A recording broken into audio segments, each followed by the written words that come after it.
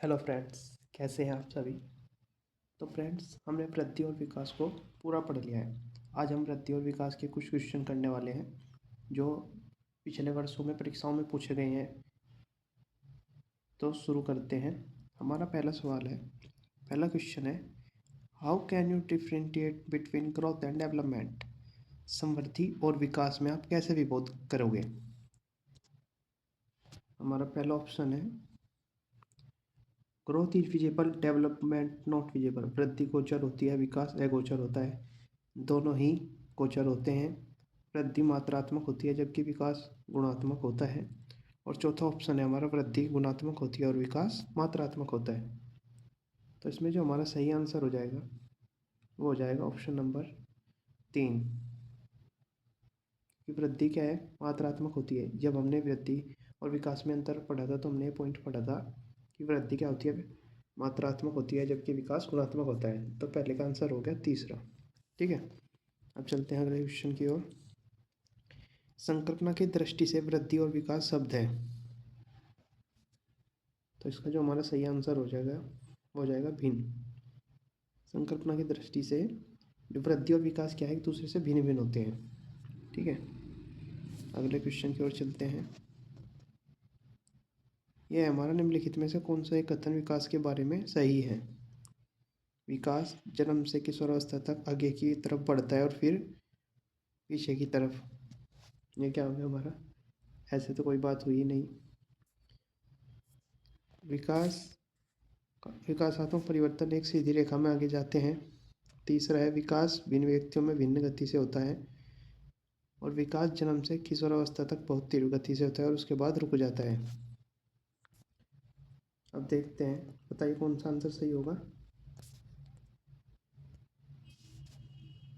ये आंसर है वो है ऑप्शन नंबर 3। विकास जो है यानी कि व्यक्ति की विभिन्नता का जो सिद्धांत पढ़ा था कि किन्हीं भी दो व्यक्तियों की जो विकास की दर है वो समान नहीं हो सकती, अर्थात जो दो व्यक्तियों की विकास की जो दर होती है वो भिन्न भिन्न होती है। तो ऑप्शन नंबर 3 हमारा क्वेश्चन का राइट आंसर हो जाएगा। अब अगला क्वेश्चन है हमारा, which of the following principle defines that development is a life long process that never ends. निम्नलिखित में से कौन सा सिद्धांत परिभाषित करता है कि विकास जीवन एक आजीवन चलने वाली प्रक्रिया है जो कभी समाप्त नहीं होती। ये हमारे चार ऑप्शन है। ऑप्शन नंबर 1 एकरूपता का सिद्धांत, दूसरा है एकीकरण का सिद्धांत, तीसरा है अंतःक्रिया का सिद्धांत और चौथा है निरंतरता का सिद्धांत। इसका जो सही आंसर है वो है ऑप्शन नंबर 4 निरंतरता का सिद्धांत। यानी कि विकास क्या है, जीवन पर्यंत चलने वाली प्रक्रिया है तो निरंतर चलता रहता है। यही इसमें बात कही है कि विकास एक आजीवन चलने वाली प्रक्रिया है जो कभी समाप्त नहीं होती। तो इसका मतलब क्या होगा, निरंतर चलता रहता है तो निरंतरता का सिद्धांत। ठीक है, अब नेक्स्ट क्वेश्चन देखते हैं। विकास के सिद्धांतों के अनुसार निम्नलिखित में से कौन सा कथन सत्य है। ऑप्शन नंबर 1 है, विकास की सभी प्रक्रियाएं परस्पर जुड़ी हुई नहीं है। ध्यान से पढ़िएगा ऑप्शन। तो ऑप्शन नंबर 1 क्या होगा हमारा, गलत हो गया क्योंकि विकास की सभी प्रक्रियाएं तो आपस में जुड़ी हुई हैं। तो ये तो पहले ही गलत हो गया। यह एक असतत प्रक्रिया है। तीसरा है, विकास हमेशा रैखिक होता है। चौथा, यह सभी के लिए समान गति से आगे नहीं बढ़ता। ठीक है, बताइए कौन सा होगा इसका आंसर।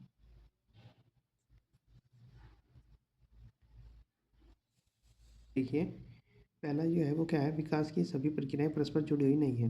तो ये तो गलत हो गया क्योंकि विकास एक दूसरे से जुड़ी हुई प्रक्रिया है। यह एक असतत प्रक्रिया है, गलत। विकास एक सतत प्रक्रिया है।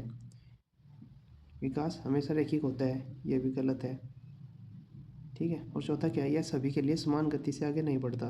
बिल्कुल सही बात है क्योंकि व्यक्ति की विभिन्नता का सिद्धांत क्या कहता है कि सभी व्यक्तियों के विकास की दर भिन्न भिन्न है। तो ऑप्शन नंबर 4 हमारा सही है क्योंकि इसमें नहीं कह रखा है। ठीक है, तो ये हमारा सही हो गया। नेक्स्ट क्वेश्चन है हमारा, which principle of development does this illustrate. The child learns to stand before she can walk and babble before the she talks. निम्नलिखित उदाहरण विकास के किस सिद्धांत की व्याख्या करता है। एक बच्ची चलने से पहले खड़ा होना सीखती है और बोलने से पहले बड़बड़ाना सीखती है। तो इसके ऑप्शन क्या है, विकास क्रमबद्ध होता है। अगला ऑप्शन है विकास का क्रम सिर से पैर की ओर होता है। नेक्स्ट है विकास अव्यवस्थित होता है और विकास केंद्र से बाहर की ओर होता है। अब हम सबसे पहले तो आपको क्वेश्चन को बहुत ध्यान से पढ़ना है, उसके बाद फिर ऑप्शन को एलिमिनेट करते हुए चलना है। देखिए क्या कह रहा है कि एक बच्ची चलने से पहले खड़ा होना सीखती है और बोलने से पहले बड़बड़ाना सीखती है। तो ये दूसरा ऑप्शन देखिए, विकास का क्रम सिर से पैर की ओर होता है, ये हमारा क्या होता है सिफेलोकार्डल। तो ये क्या हो गया, गलत हो गया। विकास अव्यवस्थित होता है, ये भी गलत हो गया क्योंकि विकास तो व्यवस्थित होता है। विकास केंद्र से हाथ पैर की ओर होता है, इसको बोलते हैं हम प्रोक्सिडर्मल, तो ये भी गलत हो गया। ये क्या है, क्रम। ऑप्शन नंबर 1 सही हुआ, विकास क्रमबद्ध होता है। विकास क्या है, क्रम से होता है। इसमें देखिए क्रम है कि बच्ची चलने से पहले खड़ा होना सीखती है, यानी कि एक क्रम है, पहले खड़ी होगी बच्ची फिर चलना सीखती है और बोलने से पहले बड़बड़ाना सीखती है। ठीक है, तो क्या हो गया, क्रमबद्ध है, डेवलपमेंट इज सिक्वेंशियल। तो ऑप्शन नंबर 1 हमारा सही आंसर हो जाएगा। नेक्स्ट क्वेश्चन, निम्न में से विकास का कौन सा सिद्धांत गलत है। अभी हमें बहुत फंसाते हैं तो ध्यान से पढ़ना, गलत वाला पूछा है। ठीक है, विकास में व्यक्तिक विभिन्नता होती है। ठीक है, दूसरा ऑप्शन है विकास आकस्मिक घटनाओं का परिणाम है, यह एक सतत प्रक्रिया है, यह पूर्वानुमान है। ठीक है, अब चलते हैं हम पढ़ लिया ऑप्शन ऑप्शन ध्यान से पढ़कर उसके बाद चलते हैं। देखिए थोड़ा छोटा कर देता हूँ जिसको सभी एक साथ आ जाए ऑप्शन। निम्नलिखित में से विकास का कौन सिद्धांत गलत है। अब देखिए ऑप्शन एलिमिनेट करने हैं। विकास में व्यक्ति की विभिन्नता होती है, बिल्कुल सही बात है, क्योंकि दो व्यक्तियों की विकास की दर समान नहीं हो सकती, सभी व्यक्तियों की अलग अलग क्या होती है, विकास की दर होती है। तो ये ऑप्शन सही हो गया हमारा, हमें से क्या पूछा है, गलत। विकास आकस्मिक घटनाओं का परिणाम है, अभी रोकते हैं इसको। विकास एक सतत प्रक्रिया है, बिल्कुल सही बात है। और विकास यह पूर्वानुमान है, इट इज प्रेडिक्टेबल, यानी कि इसके पहले ही पूर्वानुमान लगाया जा सकता है, ये भी सही है। हमसे कौन सा पूछा है, गलत वाला, हमसे पूछा है गलत वाला। तो हमारा गलत कौन सा हो जाएगा इसमें, ये हो जाएगा हमारा ऑप्शन नंबर 2। ठीक है, हमसे गलत पूछा है तो गलत, निगेटिव पूछा है तो निगेटिव का निगेटिव, ये वाला निगेटिव है, तो ऑप्शन नंबर 2 हमारा इसका सही आंसर हो जाएगा। ठीक है, अब नेक्स्ट क्वेश्चन देखते हैं। निम्नलिखित में से कौन सा वृद्धि और विकास का सिद्धांत है, बताइए आप लोग कौन सा है।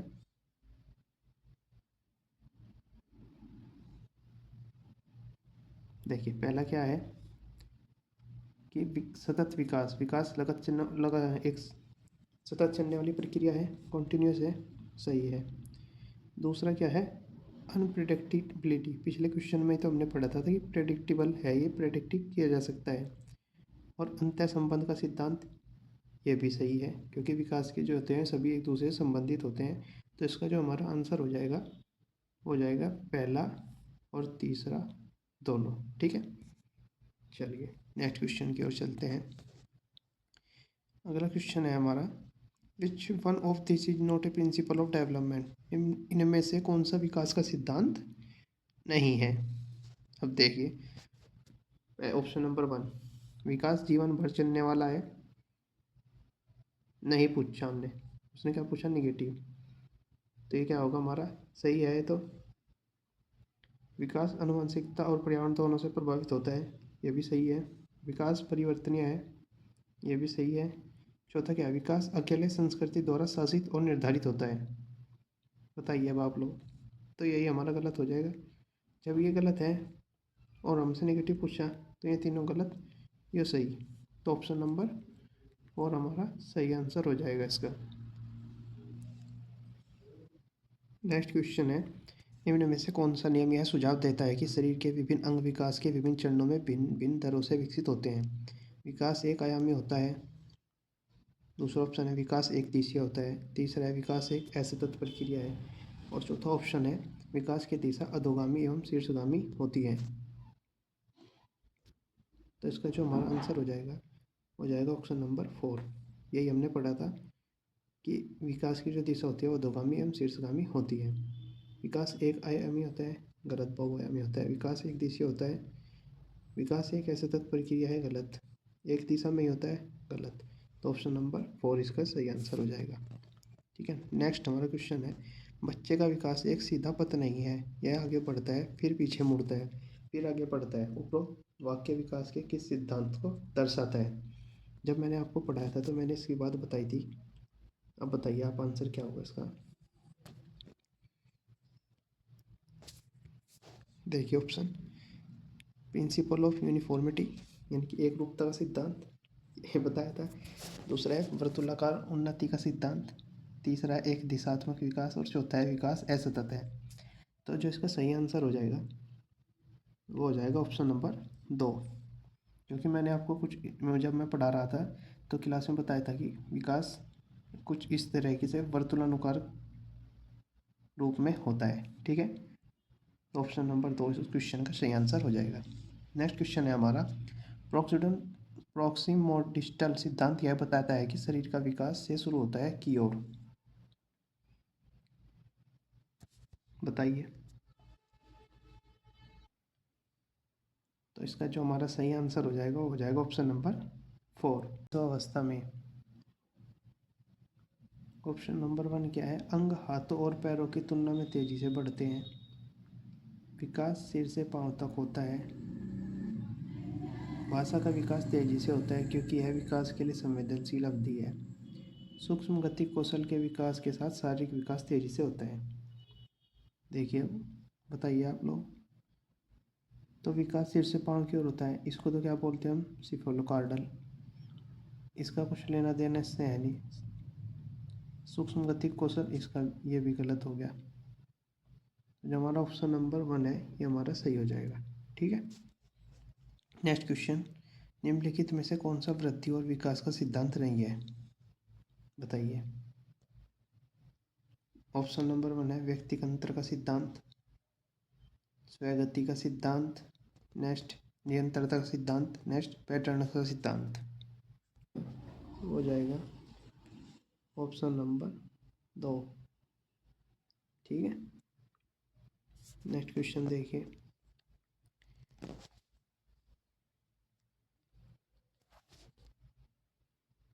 विच of the following is are principle of growth and development. निम्नलिखित में से कौन सा वृद्धि और विकास का सिद्धांत है? विकास कभी भी एक पैटर्न का अनुसरण नहीं करता। व्यक्तिगत का सिद्धांत, एकीकरण का सिद्धांत, सामान्य से विशिष्ट प्रक्रियाओं की ओर बढ़ता है। बताइए कौन सा सही हो जाएगा। देखिए, विकास कभी भी एक पैटर्न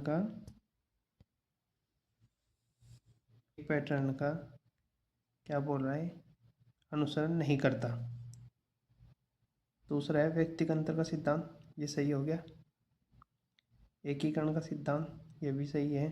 सामान्य से विशिष्ट, ये भी सही है। तो ऑप्शन नंबर 1, 2 और 3 इसके सही आंसर हो जाएंगे। 1 इसका गलत हो जाएगा।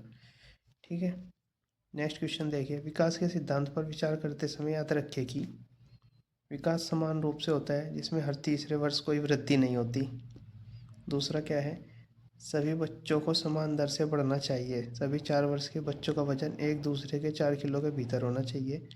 तीसरा है, यद्यपि विकास एक क्रमबद्ध क्रम में होता है, दर व्यक्ति के बीच भिन्न हो सकती है। चौथा है, अधिकांश बच्चे चलने से पहले दौड़ सकते हैं।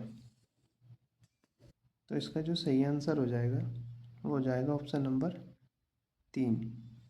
क्योंकि इसमें क्या कर रखा है, यद्यपि विकास एक क्रमबद्ध क्रम में होता है, दर व्यक्ति के बीच भिन्न हो सकती है। बिल्कुल, व्यक्ति की भिन्नता का सिद्धांत। तो कीवर्ड पकड़ने होते हैं हमें आंसर सही करने के लिए। कीवर्ड पकड़ो और अपना आंसर लगा दो। ठीक है, साथ के साथ एलिमिनेट करते चलना है जो हमारे ऑप्शन है उनको। ठीक है, नेक्स्ट क्वेश्चन है, विच of the following is not a principal of development. निम्नलिखित में से कौन सा विकास का सिद्धांत नहीं है? ऑप्शन नंबर 1 है अंतर संबंध का सिद्धांत, दूसरा है भिन्नता का सिद्धांत, तीसरा है पृथक्करण का सिद्धांत और चौथा है निर्देशन का सिद्धांत। तो उसका जो हमारा सही आंसर हो जाएगा वो हो जाएगा ऑप्शन नंबर 3, पृथक्करण का सिद्धांत। हमसे नहीं पूछा है तो ये नहीं है, तो ऑप्शन नंबर 3 सही हो जाएगा हमारा इसका आंसर। है हमारा, out of the flowing which is not correct principal of development. निम्नलिखित में से कौन सा विकास का सिद्धांत नहीं है। फिर से नेगेटिव पूछा है, इसको अंडरलाइन करना है पेपर में भी। पहला है निरंतरता का सिद्धांत, दूसरा है व्यक्तिगत अंतर का सिद्धांत, तीसरा है पैटर्न की एकरूपता का सिद्धांत और चौथा है विशिष्ट से सामान्य प्रतिक्रियाओं की ओर बढ़ने का सिद्धांत। बताइए कौन सा होगा ऑप्शन। तो इसका जो सही आंसर होगा, निगेटिव पूछा है हमसे तो निगेटिव हमारा आंसर होगा। निरंतरता का सिद्धांत सही है, व्यक्तिगत अंतर का सिद्धांत ये भी सही, पैटर्न की एकरूपता का सिद्धांत एक पैटर्न को फॉलो करता है, बिल्कुल ये भी सही। लेकिन जो विकास होता है वो विशिष्ट से सामान्य की ओर नहीं, सामान्य से विशिष्ट की ओर होता है, ये हमें उल्टा लिख दिया है तो ये हमारा गलत हो गया। जब ये गलत होगा, निगेटिव पूछा, तो ये हमारा सही हो जाएगा, ये तीनों हमारे गलत हो जाए। ठीक है, ये कौन सा कथन सत्य है। बच्चा सिर से पहले अपने पैरों पर नियंत्रण प्राप्त करता है। दूसरा है बच्चे के विकास के सभी चरणों में सामान्य क्षमता विशिष्ट क्षमता से पहले आती है। तीसरा है जीवन के अंतिम चरणों में विकास में अचानक तेजी आती है। चौथा है बच्चा उंगलियों और फिर बाहों पर नियंत्रण करता है। तो इसका जो हमारा सही आंसर हो जाएगा वो हो जाएगा ऑप्शन नंबर 2, क्योंकि विकास इसमें क्या रखा, बच्चों के विकास में सभी चरणों में सामान्य क्षमता विशिष्ट अक्षमता से पहले आती है। ठीक है, यही कीवर्ड था वो जो पिछले क्वेश्चन में बताया था। ठीक है, तो इसका आंसर हो जाएगा ऑप्शन नंबर 2। विकास इस पर निर्भर करता है। ऑप्शन 1 आनुवंशिक संरचना, ऑप्शन नंबर 2 भौतिक वातावरण, ऑप्शन नंबर 3 सामाजिक सांस्कृतिक कारक। बताइए। तो जो हमारा विकास है आनुवंशिक संरचना पर भी निर्भर करता है, भौतिक वातावरण पर्यावरण भी उस पर इफेक्ट डालता है और सामाजिक सांस्कृतिक कारक जो हमारा सोशियो कल्चर फैक्टर है ये भी उसको प्रभावित करता है। तो ये हमारे तीनों ही सही हैं। तो हमारा जो आंसर हो जाए वो है 1 2 3 सभी। ठीक है, अब नेक्स्ट क्वेश्चन देखते हैं। विकासात्मक परिवर्तन किसका परिणाम है। आनुवंशिक और पर्यावरणीय परिस्थितियों के अद्वितीय संयोजन का, किसी व्यक्ति का केवल आनुवंशिक ढांचा, केवल सामाजिक सांस्कृतिक कारक, न तो आनुवंशिक न ही पर्यावरणीय कारक। एक तो जब भी आप पेपर देने जाए तो क्वेश्चन को देखिए जहाँ भी केवल आ जाए, केवल सामाजिक सांस्कृतिक कारक, केवल देखते ही ऑप्शन एलिमिनेट गलत कर देना है। इसमें भी केवल आ गया तो ऑप्शन एलिमिनेट गलत हो गया। न तो आनुवंशिक और न ही पर्यावरणीय, ये भी गलत हो गया। तो ऑप्शन नंबर हमारा 1 सही हो जाएगा। ठीक है, नेक्स्ट क्वेश्चन। इनमें से कौन विकास पर आनुवंशिकता के प्रभाव का सबसे अच्छा वर्णन करता है। ऑप्शन नंबर 1 क्या है हमारा, आनुवंशिकता निर्धारित करती है कि हम कितनी दूर जाएंगे। यह निर्धारित करता है कि हम कितनी दूर जा सकते हैं। हम कितनी दूर जाएंगे यह प्रमुख निर्धारक है। यह इस बात का प्रमुख निर्धारक है कि हम कितनी दूर जा सकते हैं। बताइए कौन सा सही हो जाएगा। देखिए, पहला क्या है, आनुवंशिकता निर्धारित करती है कि हम कितनी दूर जाएंगे। नहीं, गलत। हम कितनी दूर जाएंगे यह प्रमुख निर्धारक है, प्रमुख निर्धारक नहीं है, क्योंकि फैक्ट तो हमारा पर्यावरण भी डाल देता है। ठीक है, यह इस बात का प्रमुख निर्धारक है कि हम कितनी दूर जा सकते हैं। नहीं, ये भी गलत हो जाएगा। तो ऑप्शन नंबर 2 हमारा सही हो जाएगा। यह निर्धारित करता है हम कितनी दूर जा सकते हैं, प्रमुख निर्धारक नहीं है। यह निर्धारित कर सकता है लेकिन प्रमुख निर्धारक नहीं है। ठीक है, तो ऑप्शन नंबर 2 हमारा इसका सही आंसर हो जाएगा। नेक्स्ट क्वेश्चन है हमारा, cognitive development mainly refers to. संज्ञानात्मक विकास मुख्य रूप से निम्न को संदर्भित करता है। ऑप्शन नंबर 1 चिंतन प्रक्रियाओं का विकास, नंबर 2 सांस्कृतिक प्रभाव का विकास, नंबर 3 संवेदी मोटर प्रक्रियाओं में समस्याएं, नंबर 4 सामाजिक अनुभूति में समस्याएं। उत्तर हो जाएगा, वो हो जाएगा ऑप्शन नंबर 1, क्योंकि कॉग्निटिव डेवलपमेंट जितने भी हमारी दिमाग से सोचने की जो वो होती है वो हमारी संज्ञानात्मक विकास के अंतर्गत ही आती हैं, जैसे थिंकिंग, रीजनिंग। ठीक है, ये सब कॉग्निटिव डेवलपमेंट के अंदर ही आती है। तो ऑप्शन नंबर 1 सही हो जाएगा। नेक्स्ट क्वेश्चन है which domain of development lets to intellectual abilities such as attention, memory, problem solving, imagination and creativity. विकास का कौन सा क्षेत्र बौद्धिक क्षमताओं जैसे ध्यान, स्मृति, समस्या समाधान, कल्पना और रचनात्मकता से संबंधित है? तो यही हमने अभी बात करी थी, कौन सा है? ऑप्शन नंबर 2 संज्ञानात्मक विकास हमारा सही हो जाएगा। नेक्स्ट क्वेश्चन देखिए, among human which one of the following activity does not requires gross motor skills. मानव में किस क्रिया के लिए स्थूल गति कौशल की आवश्यकता नहीं होती? स्थूल गति कौशल और सूक्ष्म गति कौशल पढ़ा था हमने, तो उसी से ही क्वेश्चन है। तो स्थूल गति कौशल की आवश्यकता नहीं होती अकेले खड़े रहने में, खिलौनों को मजबूती से पकड़ने में, सहायता और समर्थन से सीढ़ियाँ चढ़ने में, एक स्थान पर कूदने से। बताइए कौन सा ऑप्शन सही हो जाएगा हमारा? तो इसका जो हमारा ऑप्शन हो जाएगा ऑप्शन नंबर 2, नहीं होती। ठीक है, तो ऑप्शन नंबर 2 हो जाएगा, क्योंकि अकेले खड़े रहने में हमारी जो जांघ की, पैर की मांसपेशियाँ हैं वे काम करती हैं, जबकि खिलौना पकड़ने में सिर्फ उंगलियों का प्रयोग कर सकते हैं। तो इसे क्या हो जाता है, ये हमारी आ जाती है, ये हो जाती है हमारी 5 स्किल। तो ऑप्शन नंबर जो 2 है ये हमारा सही हो जाएगा। नेक्स्ट क्वेश्चन, बच्चे के संज्ञानात्मक विकास को सबसे अच्छे तरीके से कहाँ परिभाषित किया जा सकता है? संज्ञानात्मक विकास की बात हो रही, तो ऑप्शन नंबर 1 दे रखा खेल का मैदान, घर पर, सभागार में या स्कूल और कक्षा में। तो जब संज्ञानात्मक विकास की बात हो रही तो सबसे अच्छे तरीके से इसको कहाँ परिभाषित किया जा सकता है? तो इसका सही आंसर हो जाएगा ऑप्शन नंबर 4, स्कूल और कक्षा में उसके संज्ञानात्मक विकास को अच्छी तरीके से परिभाषित किया जा सकता है। Next question, the development of feeling of appreciation and attitude comes under the domain of. प्रशस्ति की भावना और अभिवृत्ति का विकास निम्नांकित। देखिए ऑप्शन नंबर 1 क्या है? संज्ञानात्मक विकास। ऑप्शन नंबर 2 है मनोप्रेरक विकास या साइकोमोटर डेवलपमेंट। तीसरा है अफेक्टिव डेवलपमेंट यानी कि भावनात्मक विकास। चौथा है सोशल डेवलपमेंट यानी कि सामाजिक विकास। अब देखिए आप यदि इसको हिंदी में पढ़ेंगे तो आपको समझ में आने का नहीं। अब देखिए जैसे इंग्लिश में गई हमने देखा फीलिंग, तो फीलिंग क्या होती है? हमारी भावनाएं होती हैं। तो इसका जो आंसर हो जाएगा वो हो जाएगा अफेक्टिव यानी कि भावनात्मक विकास। ऑप्शन नंबर 3 इसका सही हो जाएगा। Next question, where the can development be defined the best way child cognitive. ये तो रिपीट हो गया क्वेश्चन, चलो देख लेते हैं इसका आंसर कौन सा हो जाएगा। Option number 4। ठीक है, नेक्स्ट है हमारा, ये भी रिपीट हो गया, इसका हो गया ऑप्शन नंबर 3। नेक्स्ट क्वेश्चन है अब हमारा, telling truth by child comes under.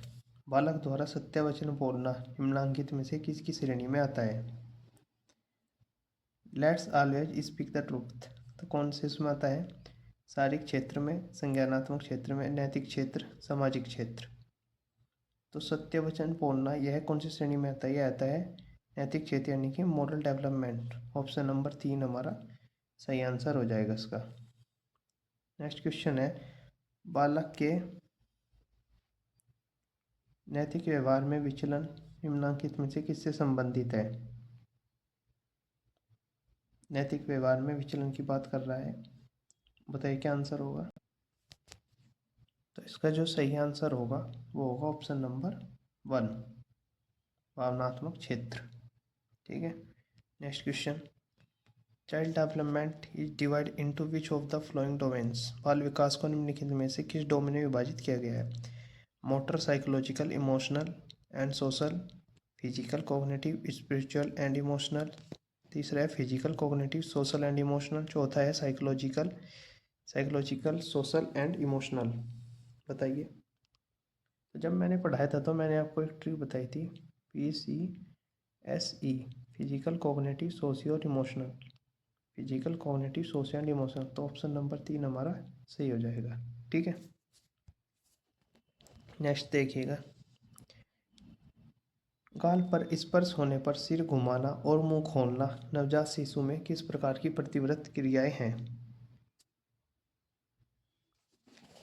तो ऑप्शन नंबर जो इसका सही हो जाएगा, गाल पर स्पर्श होने पर सिर घुमाना और मुंह खोलना नवजात शिशु में किस प्रकार की प्रतिव्रत क्रियाओं का अंतर्गत आता है? तो इसका जो सही आंसर हो जाएगा वो हो जाएगा ऑप्शन नंबर 1। ऑप्शन नंबर 1 हमारा सही हो जाएगा, रूटिंग। इसको बोलते हैं रूटिंग। अब देखिए मोरो क्या होता है? मोरो होता है जब तेज आवाज़ पर बच्चा रिएक्ट करना शुरू करता है, नहीं तेज आवाज़ देने पर बच्चा डर जाता है, उसको बोलते हैं मोरो। और ग्रेसअप क्या होता है? हमने जैसे बच्चे को उंगली दी तो बच्चा क्या करता है, उंगली पकड़ लेता है, तो उसको क्या बोलते हैं? ग्रेसअप। और बबंस्की क्या होता है? बबंस्की होता है जब बच्चे को टच करा, हमने बच्चे को टच करा उसके पैर पर, तो वो अपने पैर की उंगलियां क्या होता है? सिकोड़ लेता है। ठीक है, तो उसको क्या बोलते हैं? बबंस्की। देखिए अब नेक्स्ट क्वेश्चन।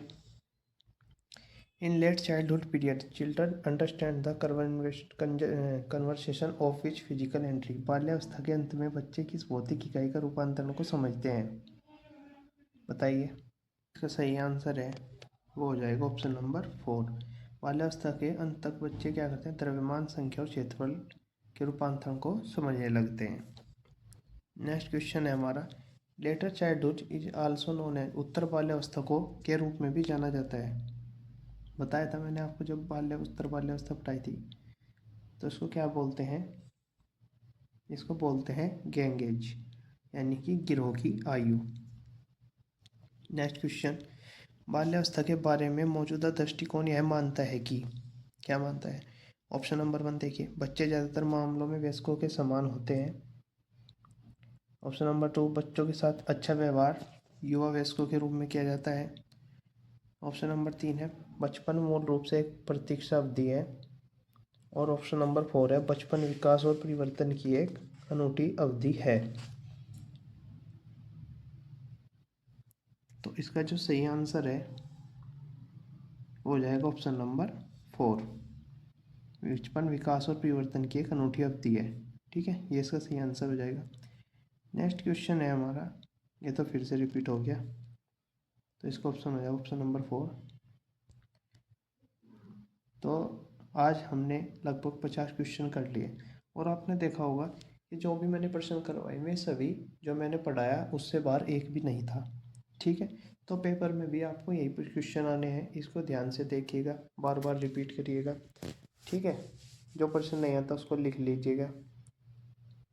तो और जो वीडियो अच्छी लगी हो, क्वेश्चन अच्छे लगे हो, तो चैनल को सब्सक्राइब करिएगा और वीडियो को लाइक कीजिएगा और अधिक से अधिक शेयर कीजिएगा।